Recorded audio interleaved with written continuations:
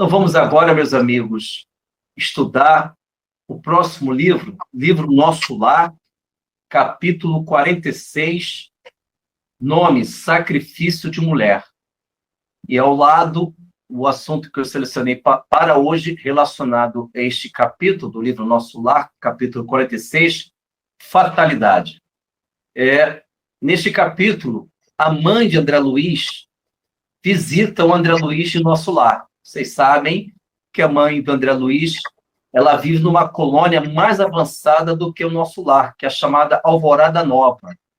E a mãe do André Luiz, ao visitar o seu filho André Luiz, ela diz algo profundo sobre a fatalidade, porque nós estamos em plena encarnação e nós estamos tendo dificuldades de entender o conceito das coisas, o conceito de assuntos, de temas, e, do ponto de vista espiritual, os conceitos são mais amplos. Por exemplo, só para vocês terem uma ideia, o homem rico, do ponto de vista espiritual, segundo o Livro dos Espíritos, na questão 926, o homem rico é aquele que tem menos necessidade. O que tem menos necessidade, esse é o mais rico. É muito interessante. Do ponto de vista espiritual, a riqueza ela é adquirida quando você tem menos necessidades deste mundo. E a mãe de André Luiz, ela procura esclarecer um pouco sobre a questão da fatalidade, que tem uma importância muito grande em nossas vidas. Todos nós imaginamos que a fatalidade ela vai acontecer sem nenhuma alteração da nossa parte. Isso é um grande equívoco. Na realidade, segundo a mãe de André Luiz, ela diz o seguinte para o André Luiz, olha que interessante, ela falando a respeito da fatalidade. Ela diz o seguinte: meu filho, Deus criou o livre-arbítrio, nós criamos a fatalidade. Olha que interessante. Ela diz que Deus criou o livre-arbítrio, nós criamos a fatalidade. A fatalidade é o abuso, é o equívoco desse livre-arbítrio que criou as fatalidades. Mas precisamos entender também que esta fatalidade ela pode criar em nós, perigosamente, alguns limites evolutivos. Nós imaginamos que as nossas felicidades, a nossa forma melhor de ser, estão limitadas numa forma de agir, no afeto a uma pessoa, no depender de algo para ser feliz. Então, quando eu dependo de alguma coisa para ser feliz, eu estou criando uma fatalidade. Quando eu cogito que aquela pessoa que está ao meu lado, que tem seu valor, é tudo para mim, esquecendo que Jesus orientou a amar Deus sobre todas as coisas, eu estou invertendo o sagrado no valor acessório, isto é, eu estou esquecendo que a espiritualidade, que o Cristo, que a causa inteligente devem sempre viver acima das nossas cogitações. Isto é, eu devo priorizar a espiritualidade, o valor espiritual da vida. Senão, estarei sempre vulnerável. E quando a fatalidade ela se faz presente em nossa vida, nós imaginamos, nós limitamos a nossa evolução com as coisas transitórias. Vejam bem, quando nós temos uma certa simpatia pelas pessoas, somente pelas aparências, por uma relação corporal, eu estou valorizando a natureza corporal. E por valorizar a natureza corporal, está desencadeando em mim muitas emoções não equilibradas. Porque se eu observo somente corpos, eu estou gerando em mim emoções desequilibradas. E, por sua vez, estou gerando o quê? Estou gerando um conceito limite. Porque eu só vejo beleza em corpos, não vejo beleza em espírito. Só que nós temos o perispírito, o corpo físico, a nossa rigidez da reencarnação, nós temos esse corpo, mas às vezes o corpo ele é incompatível ao perispírito que está acoplado naquele corpo.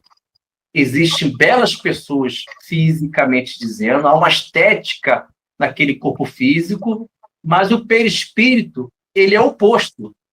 Tem aspectos desagradáveis, exala um aroma muito repugnante, tem cores, vinho escuros, cinzentos, raios obscuros, vibrações equilibradas, forma, pensamento, em que há um aspecto muito de fealdade, apesar do corpo físico, com expressões de beleza. Então, por que eu devo entender, assimilar, que a fatalidade ela tem valor relativo em minha vida, não absoluto? Porque se eu consigo entender que existe a vida espiritual, olha que interessante, vida espiritual, fé no futuro. Segundo a questão 922 do Livro dos Espíritos, como também a 495. Tanto a questão 495 como a 922, ambas as questões do Livro dos Espíritos, elas esclarecem que devemos ter fé na vida espiritual. Bom, se minha mente, pela via intelectual, eu já entendo que existe a vida espiritual, o que não quer dizer que a minha emoção ela está acompanhando o meu intelecto. Às vezes o meu intelecto ele avança mais, entendendo que existe a vida espiritual, mas o meu emocional não entendeu, não assimilou da mesma forma. Mas mesmo assim, pela convicção intelectual, se eu entendo que existe a vida após morte, toda e qualquer fatalidade da vida corporal passa a ter valor relativo. Isso é muito consolador. Vou repetir. Se eu entendo que existe a vida espiritual, olha o fundamento. Questão 922 do Livro dos Espíritos. Allan Kardec pergunta se existe uma felicidade comum para todos os homens. Resposta, parte final. Em relação à questão moral, fé no futuro. Essa fé no futuro, o mundo superior está orientando os nossos corações, dizendo o seguinte: meus filhos, fé no futuro, porque se porventura existirem situações, dispersões, provas, se a vida material, a vida corporal se apresentar de forma difícil com aquelas tempestades, em vez de você tornar essas dores, essas dificuldades com valores absolutos, você vai ter a capacidade de relativizar. Por quê? Porque você deixou de entender que nada é fatal. Não existe fatalidade.